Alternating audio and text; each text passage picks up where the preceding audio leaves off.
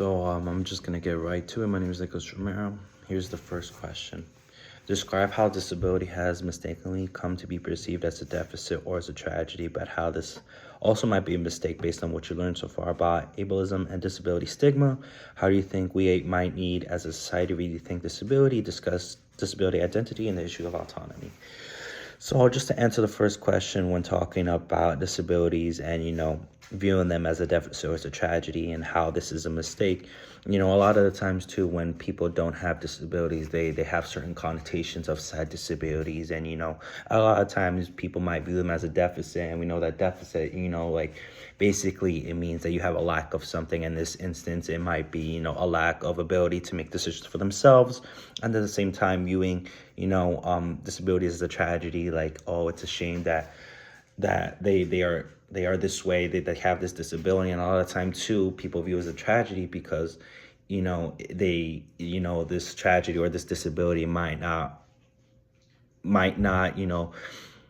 lead this person to be included as a normal person or something like that. And we know that this is wrong because we also know too that, people with disabilities, that just because they have disability doesn't mean that they are in a lack of something, that they have a deficit, like the question asks. It's just that, like, us as people, like normal people, like a lot of times two people can have, that one thing that affects their everyday life. And in this instance of people with disability, that they have something that affects their everyday life just as someone else might have. So, and, just talking a little bit more about like how, people from speaking from a perspective, as an ableist, like they won't ever understand what it's like to be a person with a disability. And with that being said, we that connotation of viewing it as a deficit or as a tragedy might cause more harm than, good. Because, at the end of the day, when people view it as a tragedy, I think, so to speak, it's not because, like they want this person to feel bad, but they view it as like, oh, like that's a shame that they aren't normal,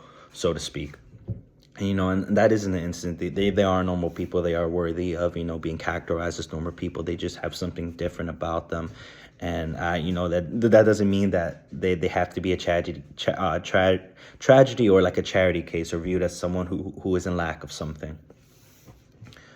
And then now talking about disability identity and issues of autonomy, talking about perceptions of someone having a deficit or them or their case being viewed as a tragedy. A lot of times too, this can cause more harm than good.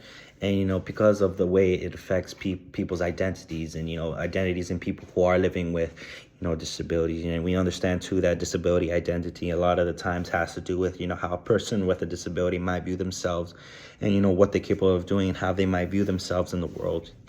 For example, say I had, like Tourette's or something like that, like how would a person with Tourette's, how I might view myself in the world because of, stigmas and because of the way I live everyday life.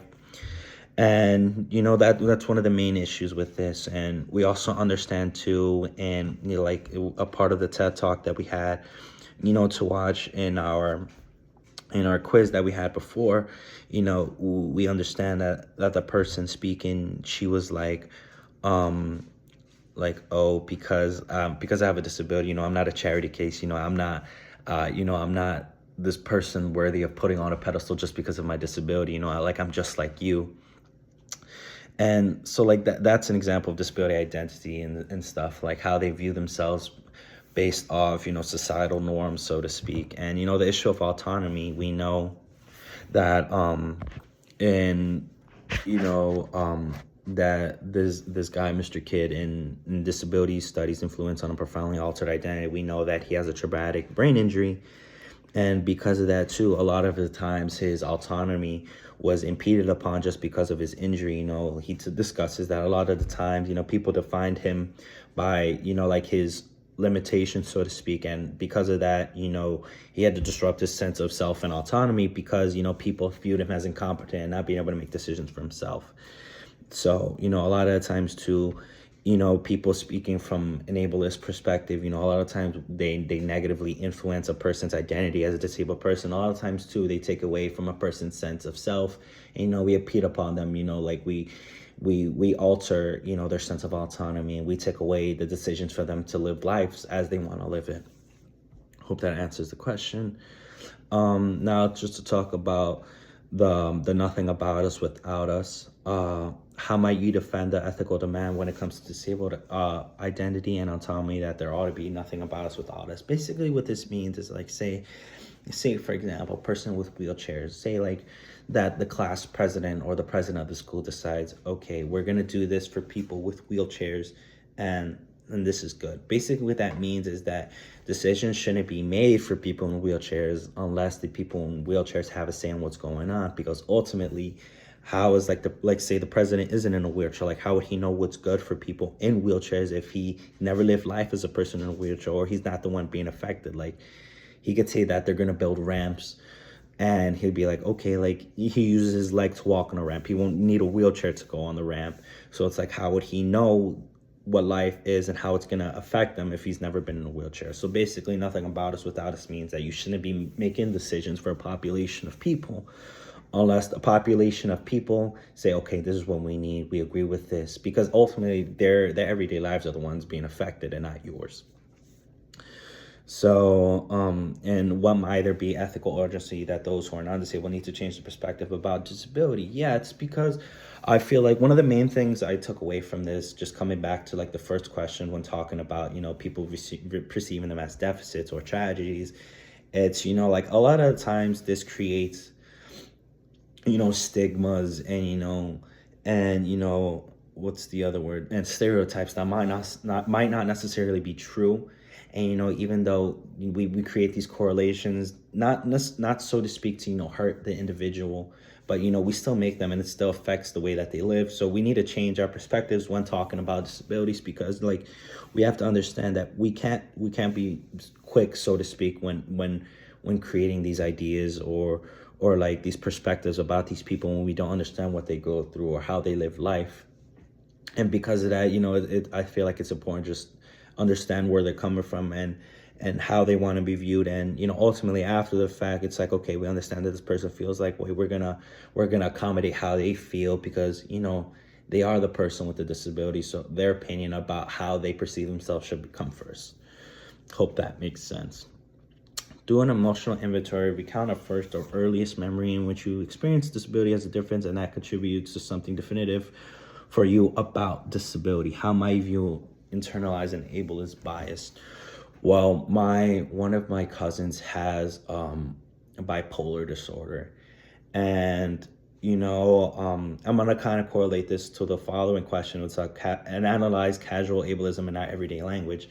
So just to correlate these two questions together, a lot of the times I would have these family events, and my aunt slash cousin with bipolar disorder, she would have these episodes, and I always remember saying like, yo, she's crazy. Like I never want to be around her, and stuff like that. And to be fair, I don't know if it makes it any better, but I was only about 13 years old. And talking about that use of the word or the idea that is ableist in nature, the word crazy, to describe someone that has an altered mental status, to define them as, being crazy, like that it is ableist, because it's like they're not crazy, like the word crazy means to be irrational. And like it might not necessarily be irrational because it's how they live life. It's that this way of life, the way that they carry out their life, it's normal to them. It's all they've ever known. It's all they know how to be. So it's not necessarily, crazy. It's not. And then the instance of my aunt, she wasn't being crazy. She had the disorder that, that just affected her everyday life. And, just talking about, what roles that the others play in that experience. It's, like a lot of my family carried around the idea, like, okay, stay away from Giselle. She's crazy. Like she, like, and, I remember, maybe it's due to ignorance, but I remember my grandfather being like, oh, like she's just different from you and I. And, I know now that that's coming from a place of ignorance, even though it's not my grandfather's fault, it comes from a place of ignorance, because it's like, okay, like, well, like, what do you, now I'm thinking like, what do you mean she's not like you and I? Like, like I said before, every one of us, even people with disabilities, have that one thing in life, that affects their everyday life. And, I guess, even though that situation that affects us everyday life is unique, I guess it makes us all like, in the sense that we all have that one thing that changes our life. But, like it's what makes life. And I guess that makes us all the same in depending on the way you look at it. Um, and then reflect on your personal emotional response to these memories. Well, now thinking about it, like I was a little bit younger, when I'm 13, you don't necessarily think about these types of things, like how, Giselle growing up in my family, how she may have been like, wow, everyone thinks I'm crazy, now looking back on it, and like people definitely heard she definitely heard people calling her crazy, and just thinking back about this, and my emotional response to these memories, like it does kind of suck to think about that, like Giselle living with this cognitive disability, and not cognitive, but this mental disorder, like she didn't, she wasn't like, she didn't have a disability, I guess, so to speak, or maybe she didn't view herself having like a disability, like the same way like me growing up with ADHD, I didn't necessarily think I had a disability, or like I was less able than another person to function well. And just talking about her, like my emotional response to that now is that, like, all the things she could have been thinking, with bipolar disorder. It's like, wow, it sucks that like no one in my family like had like the emotional intelligence to be like, okay, like this is Giselle, like this is how she is, and like even though she's this way, it's not her fault, nor should we like confine her personhood just bipolar disorder. And I feel like that's the main takeaway from like this first week, when I'm understanding. It's like, okay, like when we look from a place of well, like from when we look at people with disorders, or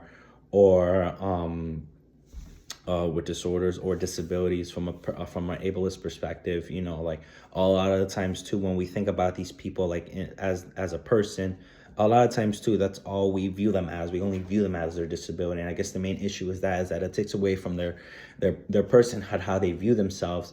And that's the biggest thing, like just like we view them only as that, when they're so much more than just their disability. Like Kid, he was so much more than his traumatic brain injury. He was a person with his own sense of autonomy. He had his own personality. He had his own sense of, well-being. He knew what was right for him and what was wrong for him.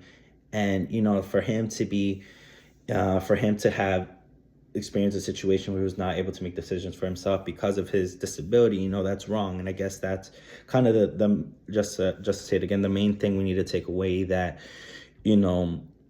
a lot of the times too, we need to just let people with disabilities live their lives the way they want to live them. And even at times we might come off as like being caring and stuff like that. I think it's best to not just treat them differently because of their disability, but treat them like normal everyday people, and let them make decisions for themselves. So I hope I answered all the questions. Hope it wasn't too confusing. Of course, open to critiques and anything I could have answered better.